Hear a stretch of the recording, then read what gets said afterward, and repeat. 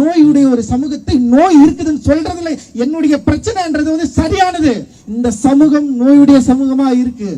அந்த சமூகத்தை, நோயுடைய சமூகத்தை சரி செய்யணும்னா முதல்ல சரியான மருத்துவர்கள் தேவை. அந்த நோயை கண்டறிய வேண்டிய தேவை நமக்கு இருக்கு.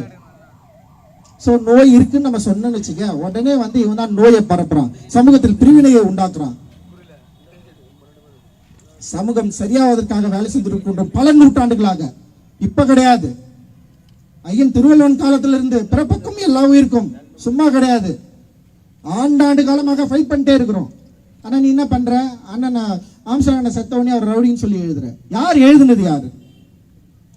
ஆம்ஸ்ட்ராங் அண்ணன் ரவுடின்னு சொல்லி வலைதளங்கள்ல எழுதின அயோக்கியர்கள் யாரு? முற்போக்குவாதிகள், அசல் முற்போக்குவாதிகள். ஃபர்ஸ்ட் என்ன பண்ணா? பிஜேபி எழுதினான் அவரு வந்து தப்பானவரு அப்படின்னு சொல்லுவோம். உடனே இன்னொரு டீம் இறங்கிச்சு, டிஎம்கே ஐடிவிங்க ஃபுல்லா இறங்கி அண்ணனை வந்து தப்பு தப்பா எழுதுது. சோ உங்களுக்கு எல்லாம் வந்து கொஞ்சம் கூட யோசனையே கிடையாதா? அதிகாரத்துக்கு எதிராக திரள்பவர்களே நீங்க ரவுடிங்கன்னு சொல்லுவீங்களா? அப்ப நாங்கெல்லாம் ரவுடிங்க தான், வேற வழியே கிடையாது.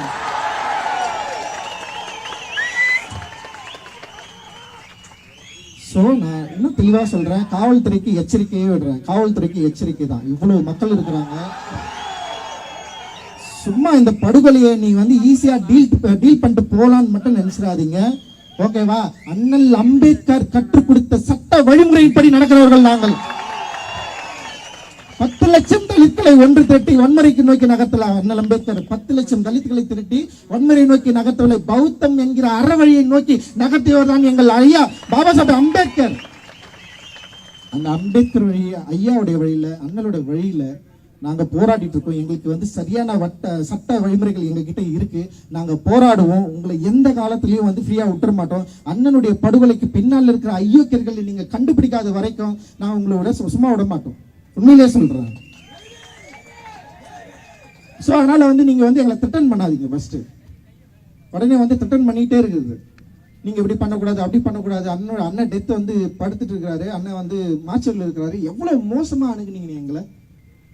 ஆனாலும் கூட அண்ணன் வழி வந்தவர்கள் எந்த வன்முறைக்கும் மக்களை வந்து கூட்டு போகாம, பயங்கரமா வந்து மக்களே வந்து வன்முறையை நாடாம இன்னைக்கு இவ்வளவு மக்கள் கூடி இருக்கிறோம். ஆனா யாருமே வன்முறை பக்கம் திரும்பாம இங்க பாருங்க எவ்வளவு அமைதியா கோரிக்கைகள் மூலமா, தேவைகள் மூலமா எவ்வளவு வந்து அறவழியில நாங்க வந்து பேசிட்டு இருக்கிறோம். சும்மா எங்களை வந்து திருப்பி வந்து ரொம்ப மோசமா வந்து நீங்க கேட்டகரைஸ் பண்றது வந்து ரொம்ப ரொம்ப தப்பு. தயவு செஞ்சு அதை நிறுத்திக்கோங்க. இது எச்சரிக்கை தான். சோ காவல்துறையை நாங்க நம்புறோம். காவல்துறைய விசாரணை எப்படி போயிட்டு இருக்குன்னு நாங்க வெயிட் பண்றோம். காவல்துறை விசாரணையின் மேல எங்களுக்கு நம்பிக்கை இல்லாத பட்சத்தில் எங்களுடைய டிமாண்டுகள் மாறும். அந்த டிமாண்ட் டெஃபினட்டா நாங்க என்ன முன்வைக்கிறோமோ அதை நீங்கள் செய்து தர வேண்டிய கட்டாயத்தை நாங்கள் உருவாக்குவோம்.